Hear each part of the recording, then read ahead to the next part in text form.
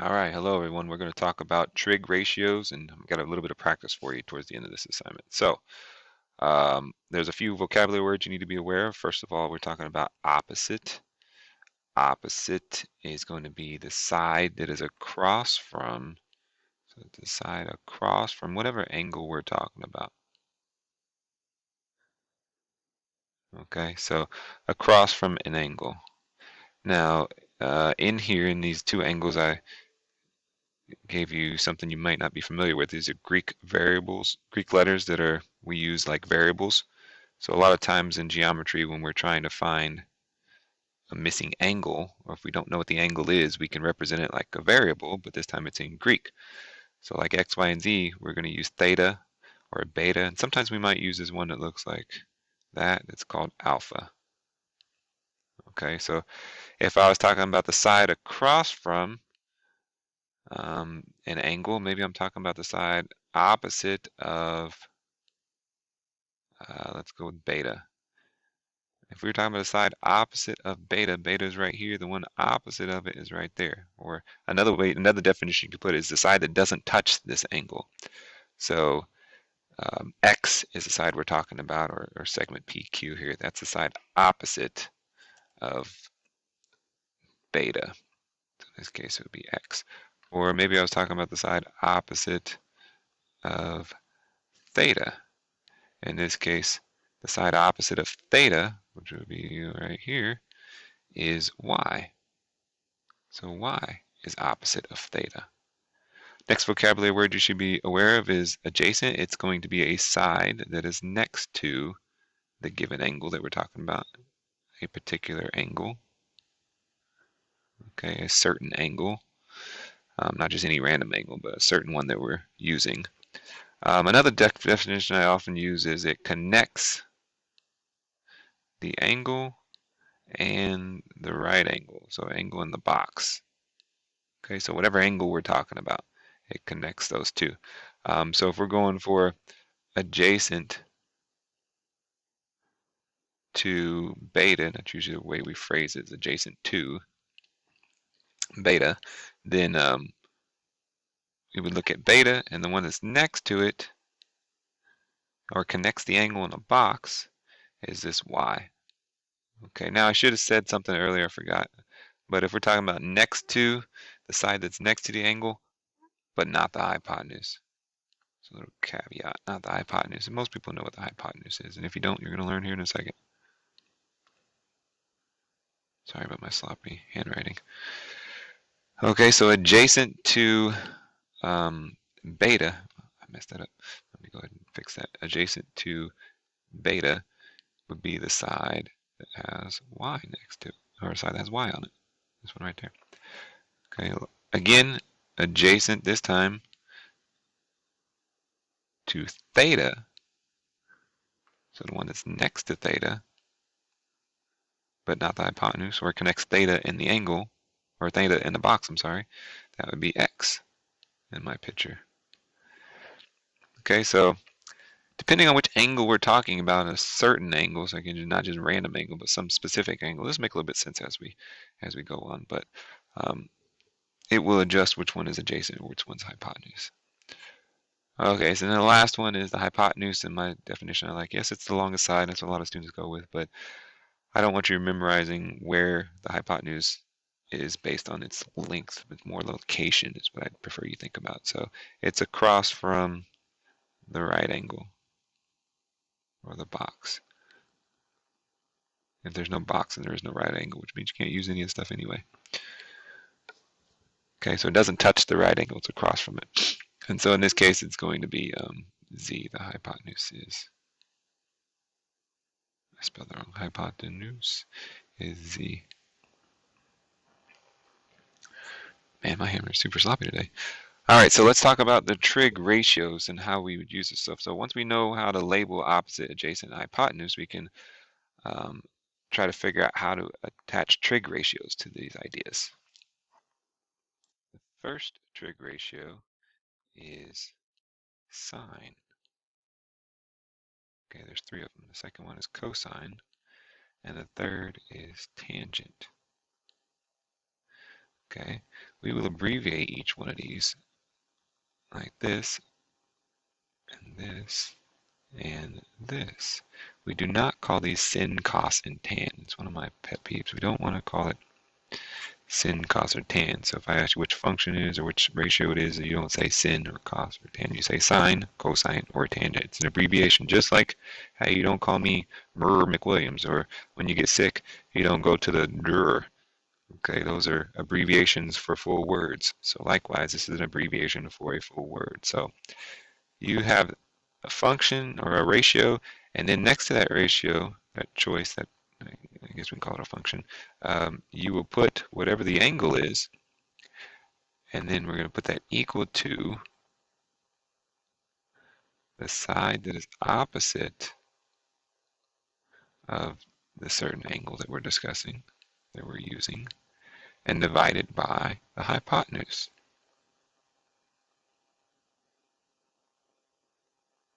Okay, for sine, this is whatever the opposite side is divided by the hypotenuse. For cosine, we would put the angle next to it. So once again, sometimes this is a variable like theta or alpha or beta, or sometimes it's just a regular old letter, but that's an angle. Sometimes it's a measurement like cosine of 60 degrees, something like that. But cosine is a ratio comparing the adjacent side, the side that's adjacent to a certain angle, divided by the hypotenuse.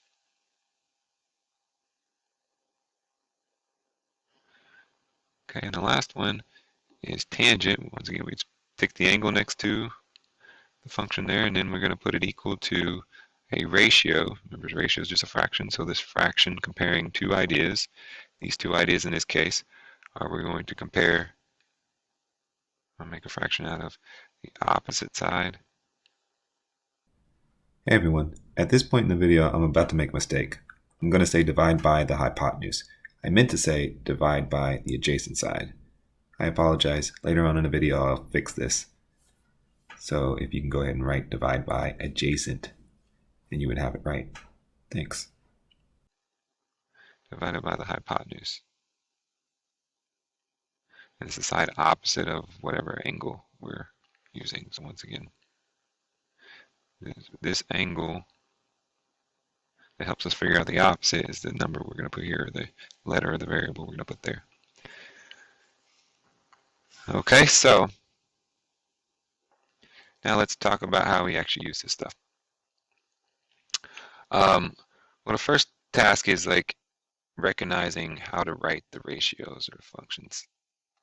So if I have a right triangle, I'm going to use this inkjet shape thing and make it look nice. All right, and I've got a right angle right here. Let's say this is the angle we're discussing right here. Let's say this is like, I don't know, 50 degrees or something. Actually, no, we're not even going to do that. We're not even going to put the 50 there. What we're going to do is put some letters there. So let's call it, let's call this one A, B, and C. Okay, and we're going to do a typical 3, 4, 5. So let's say this is 3, and this is 4, and this is 5. So if I ask you to find the trig ratio for sine of C, sine, as we are aware from what I just told you, is equal to the opposite divided by the hypotenuse. It's right there. Okay. So I want the side that's opposite of C. This is C, side of opposite of C. Okay, and we're going to divide it by the hypotenuse. In this case, opposite is across from on the other side of C, which puts it right there. This one is opposite. This is hypotenuse. This is adjacent. I just don't really care about that for sine. Okay, so the ratio for sine C is 4/5. That's it. Okay, so if I ask you for the ratio of sine C, you got it. If I ask you for the ratio of tangent of B, according to B, I have to change these now because this was according to C. Now, according to B, B is right here. Okay, and I'm going to label those sides according to B. This is opposite. Adjacent connects the angle and the box, and the hypotenuse is across from the right angle. So tangent is equal to the opposite divided by, I'm sorry, yeah, that's right. the opposite divided by the adjacent. So tangent in this case is going to be 3 divided by 4. And that's it, it's that fraction. I mean, you could divide and give me a decimal 0.75, it just depends on the situation, but as for the ratio, you can leave it like that comparing the two numbers. Okay, so that's basically how that works. Now we're going to apply that idea to finding a missing side. So once again, I'm going to draw a little right triangle here, make it look somewhat pretty, and put a little right angle there.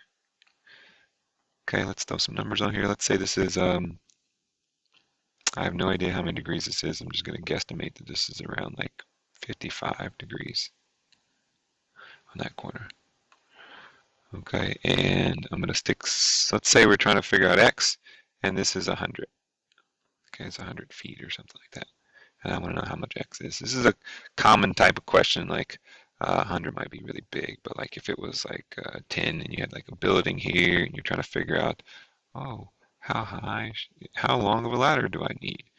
You could do this stuff like this is 10 feet away from the base of the wall. The base of the ladder is 10 feet away from the base of the wall.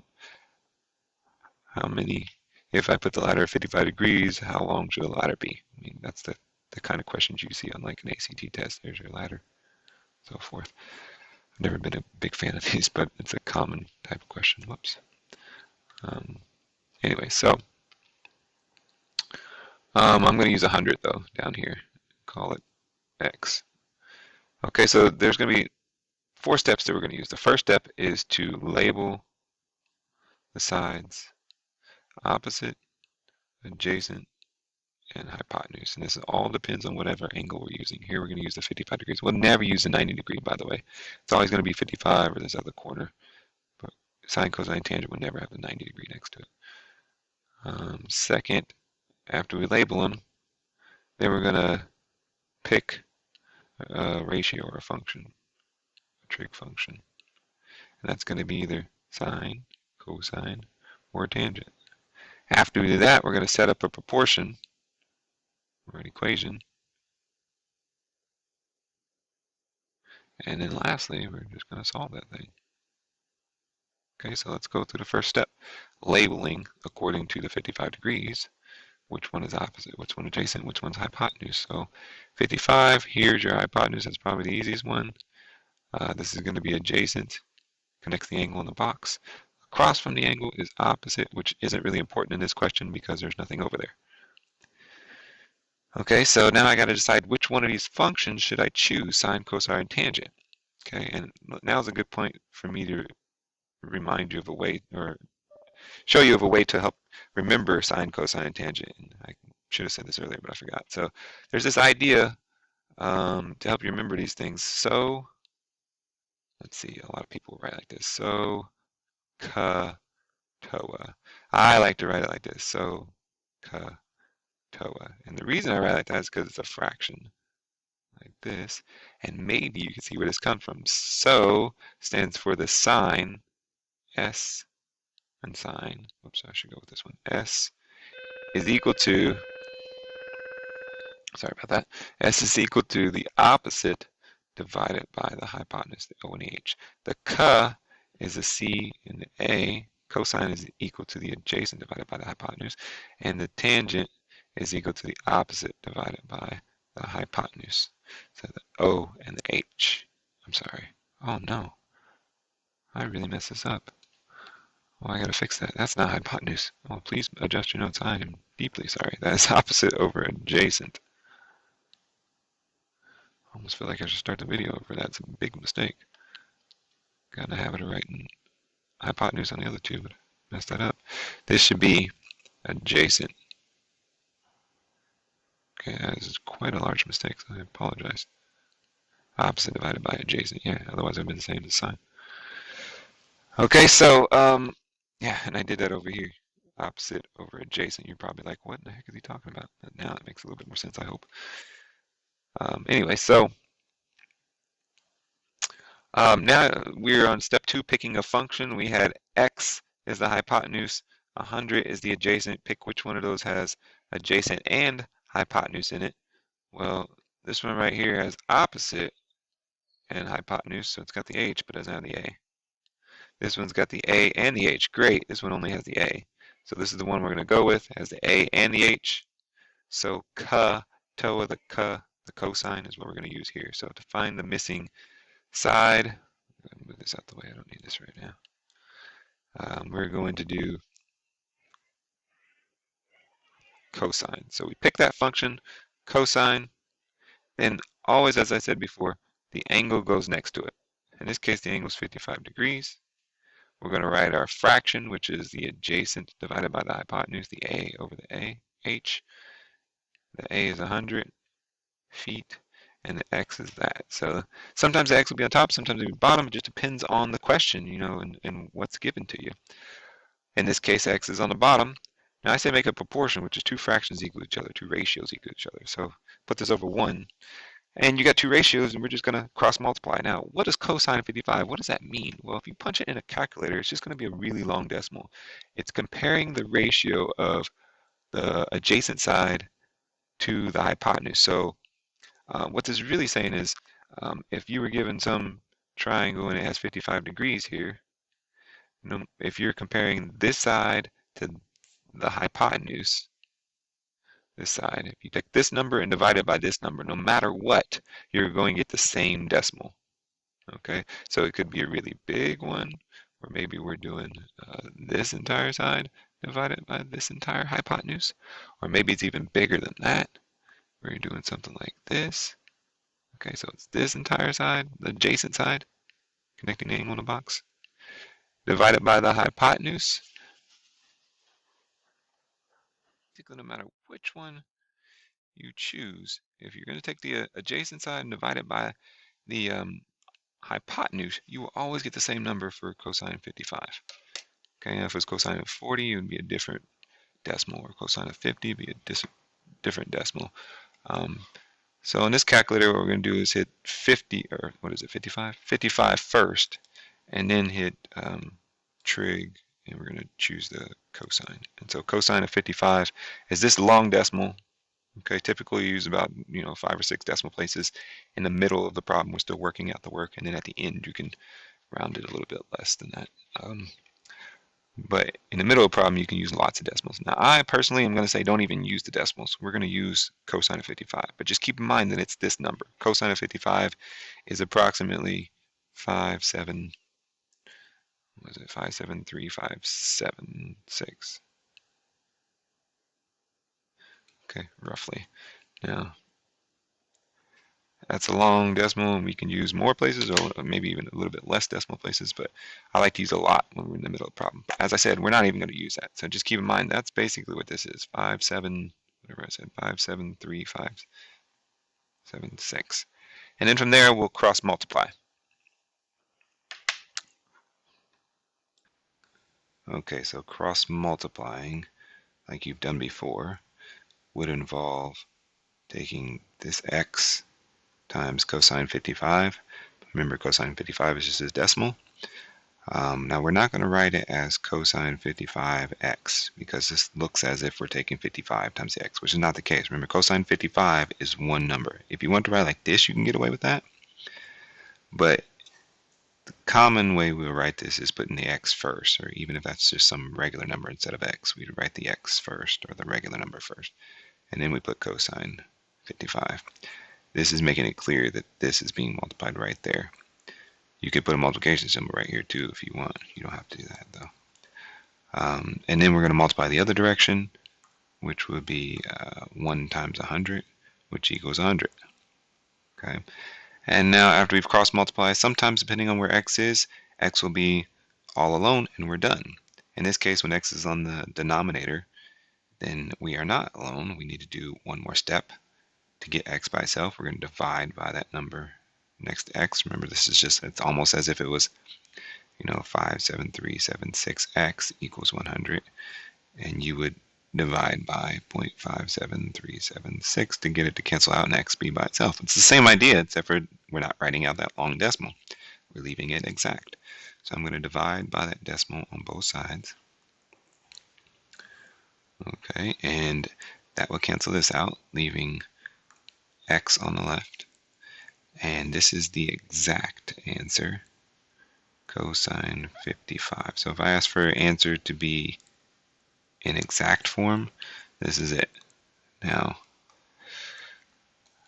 you have no idea numerically what this is, so I understand that you probably can't even check to see if your answer is accurate, if it makes any kind of sense. So I would recommend that you try to switch to a decimal here at the end just to get used to this, and does your answer even make any kind of sense. So in doing this, this calculator is a little weird, but I would do 100 divide by, and the way I have to enter cosine 55 is I got to do 55 first and then cosine. A lot of calculators you can just do cosine 55. What you see right here on the screen is cosine 55, the same number I showed you earlier. It's 5, 7, 3, 5, 7, 6, and so forth. Now I have to hit enter, and this is my answer. So it's about 174. Okay, so 174, and it obviously keeps going on. So this is approximately equal. Okay, and then you got to ask yourself, does this look reasonable? Well, 174, it's the longest size, the hypotenuse, so obviously it's got to be greater than 100. And I drew my picture somewhat accurately. That looks reasonable. If I got something like 90, that doesn't look reasonable. If I got something like, I don't know, 105, that doesn't look reasonable. Hypotenuse looks like it's a decent amount longer than that adjacent side. Okay, so that's how we do a question like that. As I said, sometimes x would be on the top, so I'm just going to make up one real quick. Let's say it was like tangent of 20, and that equals x over, I don't know, 40 or something. In this case, you would still do the same idea. You'd cross multiply 40 times tangent 20, and that's equal to the other direction, 1 times x. Now x is all alone. This is it. That's your answer. That's exact. And then we could punch it into a calculator to get the decimal approximation, 40 times, and like I said, my calculator I have to do the 20 first, and then hit tangent. That number right there is tangent 20. Hit equals, it's 14.55 something, so 14.6 approximately. Squiggly equals. Okay, so sometimes x is on the top. It's a lot easier that way. You just cross multiply and you're done. Sometimes x is on the bottom. You're going to cross multiply, and then you'll have to do one more step to get x by itself, which is divide. That's how you find the missing side. So down here in your assignment, you could see finding the ratio, like I was talking about earlier, sine c according to c.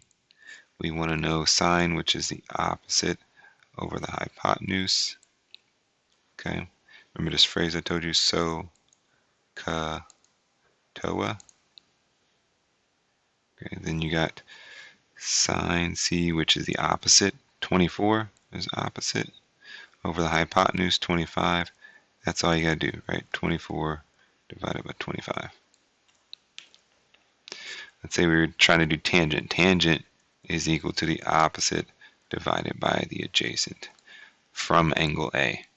So opposite of angle A, on the definition I said opposite of the angle. In this case, it's A. Tangent to the angle. In this case, it's A. Okay, so from here, which one is opposite? Well, 28 is opposite. And this is adjacent. You don't really need to know it for a tangent, but this is hypotenuse. Okay, so replacing the opposite, 28, over the adjacent 21, and then you want to simplify as you should with all fractions. 7 goes into both these, it's 4/3. This is your answer.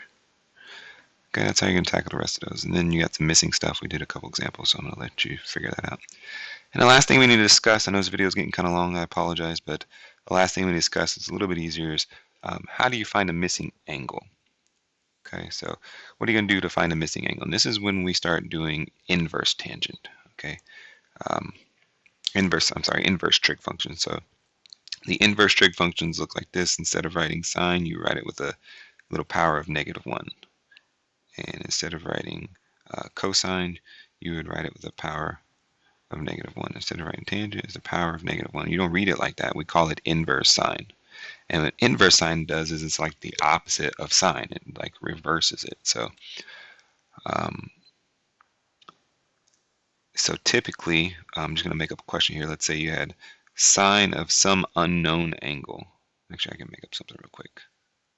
So let's say you had like this angle right here. This is theta, an unknown angle. and right here is 10, and right here is 20. So sine is equal to the opposite divided by the hypotenuse. In this case, we don't know the angle. All I know is it's unknown. That's what I'm trying to figure out. So theta is what I'm using here for the unknown. It's like a variable. And then I put the opposite adjacent. So my unknown is not in a fraction. It's over here in the angle. Now, technically what's happening here is we need to get sine to go away so that we just have theta all by itself. Okay, so we're going to do the opposite of sine, which is inverse sine. Okay, and so the way it is written like this is you do inverse sine, it's of this entire side, and whatever you do to one side, you're supposed to do to the other side, so it'd be like this. Sine and inverse sine cancel each other out, and that just leaves theta. And so on the right side, you're left with inverse sine of 10 divided by 20.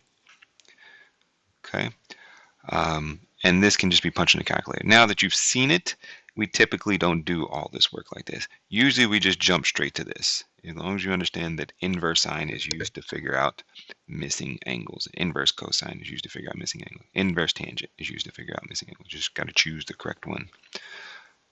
And so you just punch this in a calculator. Typically, you'll hit the second function. It just kind of depends on your calculator. So for me, I am going to do, I have to type in this business first. You could divide it and get a decimal, or a lot of times if the decimal is going on forever and ever, just put it in your calculator and leave it there. 10 divided by 20, and I can hit equals, for example. There it is. And now I'm going to hit tangent. Actually, I got to hit the second. You see it comes up right there, so sine. And you see right up there, I don't know if you guys can see my cursor, but it says inverse sine 0.5, and then the answer is 30. Okay, I did it again. I didn't mean to hit equals, but the answer is 30. And this is a number of degrees. You also need to make sure your calculator is in degree mode, and that would help out a lot, because otherwise it might screw up the answer. A lot of graphing calculators are a default in a radian mode. They're not default to in degrees mode. And so that's how that's going to work. I feel like maybe we should do one more. I really hate to take away from the examples or the questions that I want you to do, but let's say we do, how about number 19 here? I'm just randomly picking one. So from this missing angle, you can call it x, call it theta, maybe sometimes it has a letter here, you call it a or b or c or whatever, it doesn't really matter. We could just jump straight to, I'm going to use theta. We can just jump straight to theta equals, as long as you remember that this is the inverse. This is when we use the inverse functions.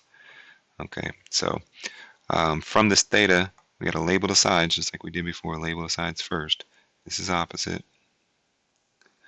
This one is adjacent, connecting the angle in a box. So which one of your functions has both opposite and adjacent? Has the O and the A. This has got the O, so it's not going to be that. It doesn't have the A. It's got the A, it's not going to be that. This one has the O and the A, so it's going to be the T, which stands for tangent. So we're doing inverse tangent to find a missing angle. 14, that's the opposite, divided by the adjacent. Once again, my calculator is a little funny. A lot of calculators you can just type in the way it is, 14 divided by 50 like this. Okay, and it'll give you the answer. Okay, mine's a little bit different. I'm going to have to do 14 divided by 50 first. Hit enter, and then do my second tangent. Looks like it's 15.6. Okay, and this is approximation. So if I wanted exact, I would leave it in this form. Okay, this is exact. Now if I'm going to do the decimal approximation, it's whatever I said, 15 point, I already forgot what it was, 15.4 I think. 14 divided by 50, second tan. Oh man, I screwed something up. Oh yeah, I sure did. 14 divided by 50. Sorry, I'm wasting more time.